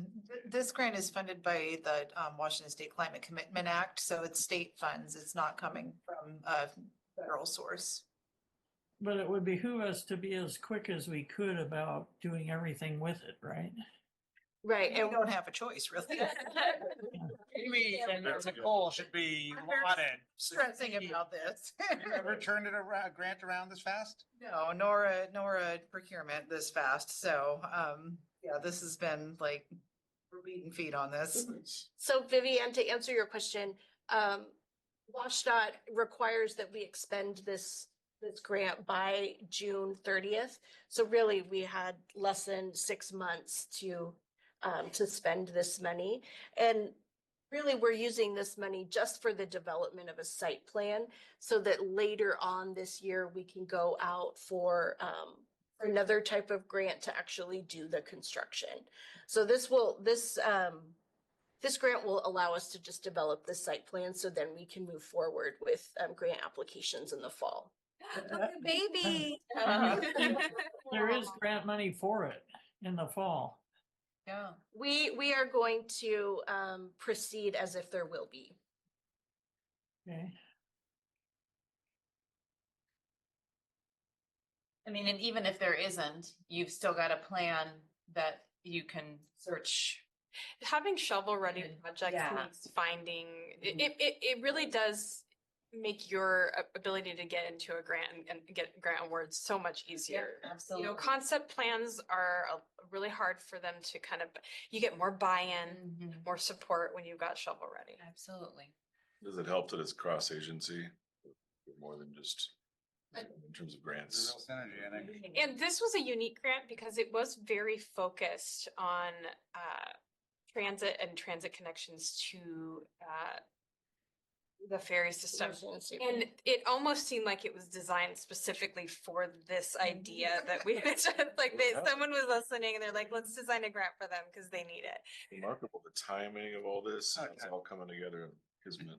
Connecting the fast ferry, the Kingston Fast Ferry Connector and the Straight Shot is also just a huge growth opportunity for partnership with Clallam Transit. It's a real. Well, and like Nicole said, that, you know, this has been a board topic for years about how to connect with the Straight Shot. And, you know, really from a safety perspective, Transit's concern was those left-hand turns across the highway.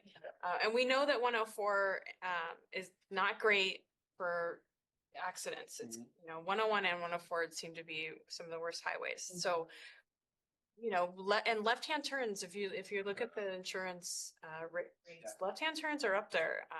And some of the more dangerous ones, especially when you're in a Gillig bus, people don't gauge how slow you're going to take that turn. Or, you know, they think they can beat the bus. So you get some reckless driving when it comes to buses because people are like, I don't want to get stuck. I want to get behind in front of the bus. Yeah, and so this roundabout, I think, we talked about how to navigate. And we thought, well, you know, a lot of people are against roundabouts, but transit, we love them. They eliminate left-hand turns for us, and we love them.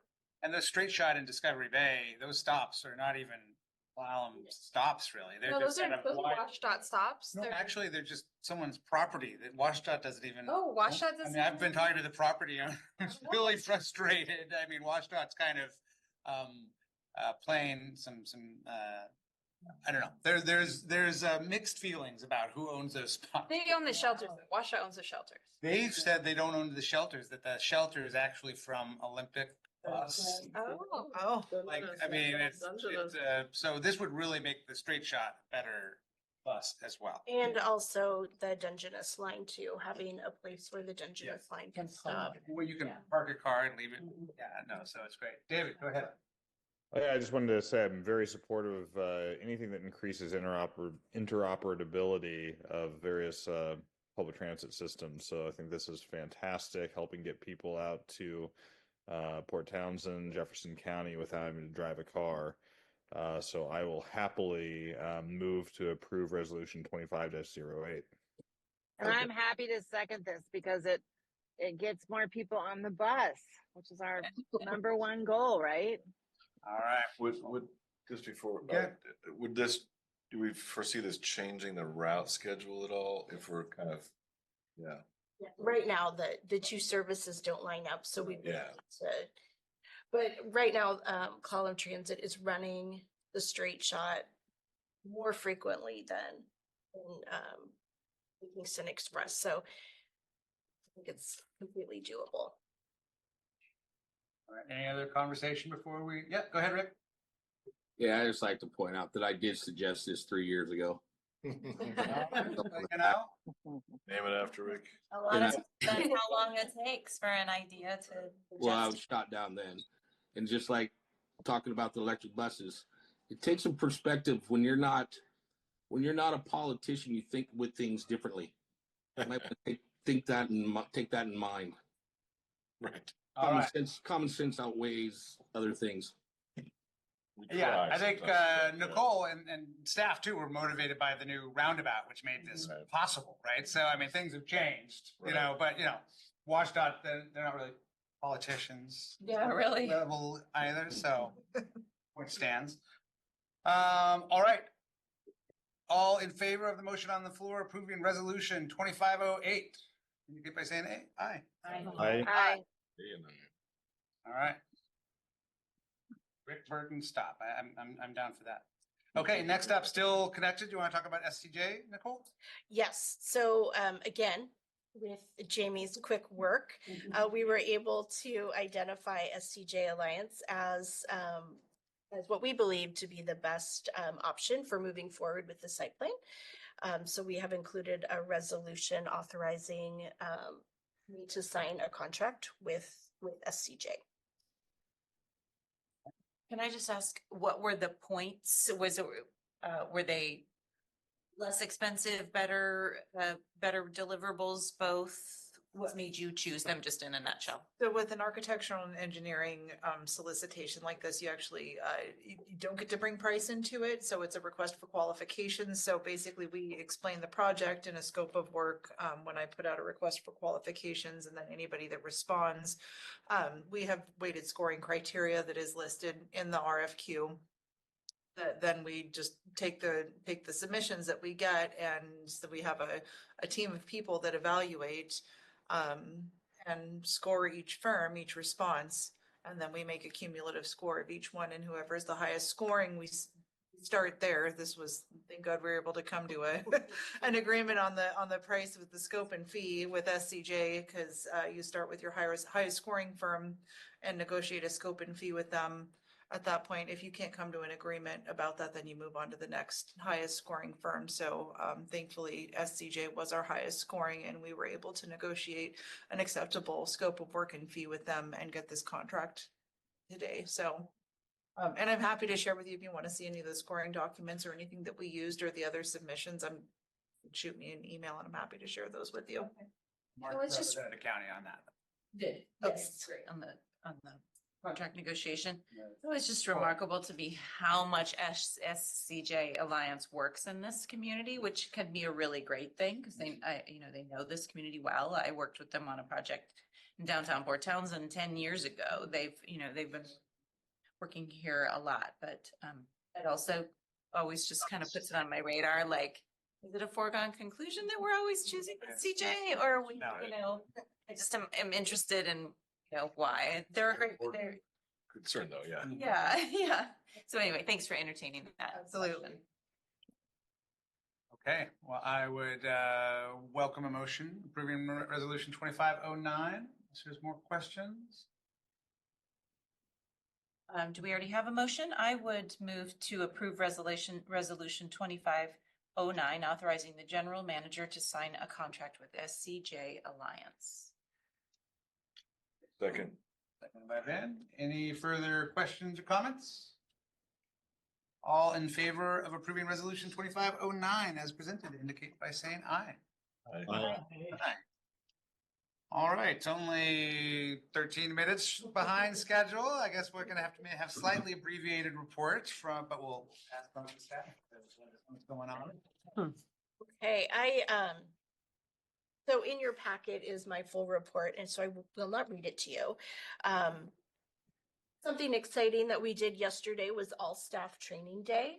And that's we have it on President's Day, so we're not operating service, but it's an opportunity for all staff to get together and just do some big group training, as well as breaking up into groups to do some individualized training. It is the only opportunity we have, because you cannot otherwise get all of the operators together in one room, unless you're doing that on a Sunday, and I don't like that. popular. But it was a really good day. We did some harassment training. Anti-harassment training? Anti-harassment training. So we're all clear now what we can and cannot do in the workplace. We reviewed benefits. We talked about some safety goals. We gave an agency update. We all had lunch together. And then from there, operators broke out to Haynes Place. The morning session was at the Legion Hall. We are no longer able to fit all of our staff in this room. So drivers went to Haynes Place. Mechanics were here. Kitsap Transit came and did a great presentation for mechanics on the electric bus. So some good training there. Facilities did some training. Sarah and her team did some training as well on with Easter seals. And then admin staff did some training on Microsoft 365 and kind of some of the options that we have as far as bringing us up into the present. So very good day overall. We're pretty excited about All Staff Training Day. I hope the staff was as excited as we were. Other than that, again, I'll let you read all of my report. I gave a brief update on our projects, but I will turn it over to Amy. See who was the day yesterday.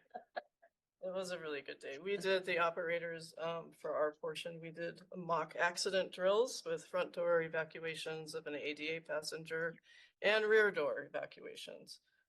So it was a really productive day. On my report, I just would like to highlight that on January 17th, we sent Jim Springer, our field supervisor, and a supervisor vehicle to represent Jefferson Transit for Sean Yin's Memorial, who is the transit operator that was murdered in Seattle. Seems like that happened a long time ago, but I just wanted to bring that up. I think Rick was also there. We had some snow. Don't know if you guys noticed. Seems like a long time ago too, so that disrupted some service. Went really well. I redid the weather plan for reroutes and we canceled minimal service. We were communicating all on the same page, making sure no one was stranded. Over and on the east end, they got a lot, or the west end, they got a lot of snow, so they had to cancel service for a day, but we had that up and running in the next afternoon. Yeah, like Nicole said, we have hopefully two for sure, transit operators starting on the 24th. That's how volatile this driver shortage and staffing thing is. Literally, when I wrote this, it was 4. Had to change it to 3, and now it's like might be 2. But we're trying. We're triers because we are committed to putting extra service on the road. Like straight up, that's like always on our minds. Of come on, you guys, like you can't do 70 hours a week. That's buckle up. So the ridership again, we're comparing from the year before instead of always going back to 2019, and things look better when we do that. Except for Forks. JTalk that's on our radar this year when we get staffing and training set up for me to go over there and our new marketing person and do some social media and really hit that area. Can do better over there. We just have to figure out what it is we need to do. Can I give you one note on that?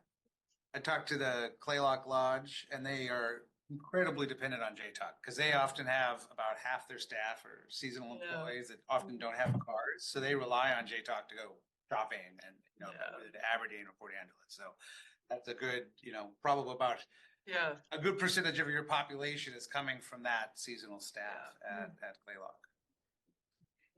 I think we do see that uptick in the summer. The Claylock riders. It's that core, that baseline that we're looking at. I think. Yeah.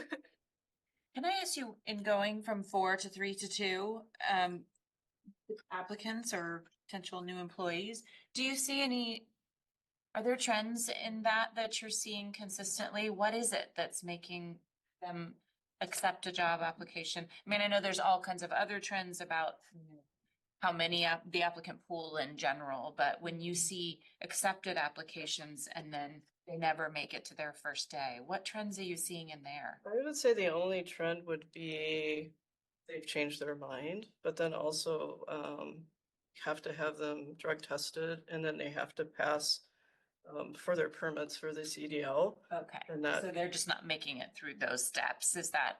It's hard to just from qualify. My experience in operations and going through that, what I noticed is that it takes a specific person to be a transit driver. The work and the schedule and the skill set is very unique and it's not for everybody. And one other thing that we noticed is that when you come from private to public, that transition from public is very regimented. We got a lot of policies and rules and not everyone can adapt to that. And so I think it does make it a little bit more challenging when you're trying to grab from a wider applicant pool. And I would say that Jefferson Transit is somewhat unique in that we offer driver training for we train for CDL. A lot of agencies hire CDL only. We are seeing more agencies start doing that, but the training cost is can be extensive. So On that note, I mean, are we doing enough to screen out people who we truly won't? who won't be CDL? Yeah, I mean, we've been very selective about who we decide to interview. And I will say, back when I was a Metro driver, when I applied here, I had 24 people and I thought, I'm not gonna get this job. I mean, it was really competitive. And right now, it's like you get a couple applications and you're like, thanks, but no thanks.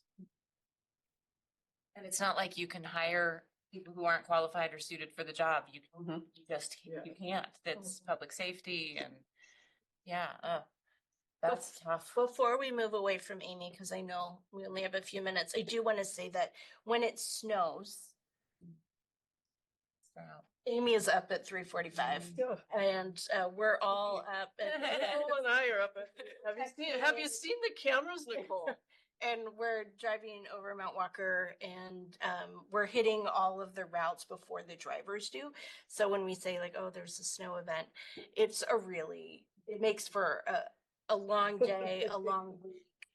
But really kudos to Amy because she is really just kind of monitoring the weather and the cameras and Can I ask you a question that you don't have to answer now? I appreciate the compliment. We do gotta move on, but someone complained about the county's traffic cameras, of which there's one on Central Road. But that's actually a PUD camera. And when I reached out to them about why it wasn't updating, they said, oh, we'll take a look at it. And also, as we do this fiber work, are there other county roads that you'd like to have cameras on? all of yes, all of it. Well, prioritized list. So this is my own great idea because I don't think just my street is really the one that we should put it on. So informed database. That's great. During county roads. Driving out to Triton. You have to do it in front of your work because when you're at home on snow day, You can't make it.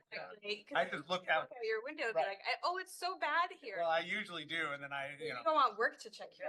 No. You're like, it looks clear from here. You can make it in. My brain goes to, I should now add Greg to my little text chain and say, Yeah, no. Yeah, it's always the worst. All right, sorry, we're short of time, but. Yeah, I think, that's about it. So yeah, Kingston is on the way up. That's a popular route and we're excited to say that that's one of the first routes we will probably do in addition to, along with a Brennan. So these things are on our mind with this comprehensive operations plan. It's like, let's go. Pass it on to Sarah. So for the mobility side, on all staff training day yesterday, the dispatchers and customer service had sensitivity training, and it was really focused on communications and people with disabilities and dealing with difficult customers and all sorts of things that happen when people call in or come into our facility. It went really well, and we were appreciative of Easter Seals. They offer some really great trainings. For the van pool, we have launched it officially. We sent out letters, and our website is up and running with all new documents, and everything's kind of revamped. So we're looking forward to it, and we're going to continue some outreach with it. And then with other community outreach, there was quite a few this past few months. I'll do them really quickly. We went to an event at Habitat for Humanity for the Mason Street project, and then went to the city planning for the EDA routes. And we've been working with Dash on the mobility end and the city. We are partnering with the Jefferson County Farmers Market. So we've been meeting with Tanya Burkett of Usawa Consulting. I hope I said that correctly. You did. And then Dash members as well. And we're going to be doing some training over there for the booths to make sure that they're accessible and can try to teach what they can do to meet others' needs and kind of be aware on that ADA end. And then we're also going to be Kelly and I have a meeting with the librarian at Sailors Coast Elementary to do the literacy night again. We're really excited about that. And that's about it. And for Dial-A-Ride ridership, it was slightly down in November and December, but that's usual. It slows down a little bit after the holiday season. Overall, though, it's going up. Can you remind us quickly what the requirements are for the van pool? It's great to hear that program going up, but who qualifies to be able to use the van pool? It's gonna be a commute, so you're either starting or ending in Jefferson County, and then it's a group of minimum of 3. Yeah, and Miranda used to do it. Minimum of 3, and Well, we they did the House bill change too, so it used Yeah. to be 5 and 7. I almost actually said 5. I was like, I have to think about It's that for a 3. second. It's 3. So we redid the pricing structure to make it more affordable and really particularly hoping to reach some areas where transit our buses might not reach. So yes, please spread the word about it. And it's really based on daily round trip vehicle miles, and each person pays their portion, and that's that. It's not going to be a lot of different price points trying to figure out who should pay what, and we feel that's pretty affordable. Thanks. Thanks, Sarah. Desiree? Okay, I'll just touch base on what I did with facilities on training, since we know what mechanics did with the Gillig. We covered bloodborne pathogen cleanup, for cleaning up the spills and biohazard cleanup spills and what to watch for. We went in and how to read a SDS sheet and where those were contained. And then SDS sheet? SDS sheet is a safety data sheet. We have to have a safety data sheet on all chemicals on premise that we use. It has it has a lot of information in there. Some are 15 pages long, some are 2. But it's basically, is it a corrosive? Is it an explosive? You know, those type of things. What kind of PPE you need to be wearing? You know, is it an eye irritant? Is an inhalant irritant and everything else? So you get information off that. What to do if you swallow it or if it gets on you or anything. So we covered that.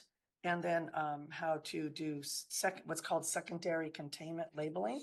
If you take a chemical out of its original container and you're mixing a smaller bottle, you have to have a certain type of labeling on that. And you get a lot of that information from your SDS sheets if you don't have it on your original container. And then also we did how to handle a fuel spill out on our fuel island. And go ahead. Litter. Not the clay kitty litter. Right, not clay. Litter off with the force absorb. That's like the diatomaceous earth, something that's more porous. Because all the kitty litter does is get a little bit on the outside of it. Doesn't really absorb it. But we all call it kitty litter. Some of my other stuff were, of course, the Third Bay project and the 111, which we've all covered. But I just want to add in that we are going to be rolling right into getting our inductive charging started pretty close to after the Third Bay is finished. So we're going to be pretty busy in the yard again this year, because after that it's going to be some replacement of concrete, but that's for a later meeting. I have a question for you. Go ahead. When are we gonna get our next electric bus? I think Jamie mentioned April, maybe towards the end of, she's saying towards the end of this month. I'm going, no, not yet. I'm not ready. They said, late this month, early next month, will be, Yes. 6:02 will be. 602, it's already popped up on our little screen that we can monitor the buses. I kept getting these notices about this vehicle, and I'm like going, ours isn't going anywhere. Why do they keep popping? But it was 602 popping up. I'm just excited that we can go from bus to busing. It goes online in May, so we'll have our third begin. And we have some improvements on the ones going forward from the one we have now. So, but 601's been doing great. It's been out on the road and performing well, so very happy there. And just on staff update, we still have the janitor and one more maintenance cleaner position open at this time. Sorry to rush the reports. I know, it's Great like- information, a lot of good work coming. That concludes the reports? Yes? I got a Okay. question about that real fast. Yep. How did that bus perform in the snow and cold weather? It usually doesn't go out in the snow. We haven't been able to put it out in the snow. We were gonna put it out another day, but with the cold temperature, sometimes it takes too long to do the pre-warming. It wasn't Mhm. ready by the time the driver came in. Our That, next- that our one next doesn't bus- have the diesel, so. No, it doesn't have the preheater, but we do have a preconditioning that we can do on the vehicle ahead of time. I think we just have to get more comfortable in what's called driving it in turtle mode. The turtle So- mode will shut off after a little while if it's been preconditioned up to a certain time. You can't drive it past 45 miles an hour.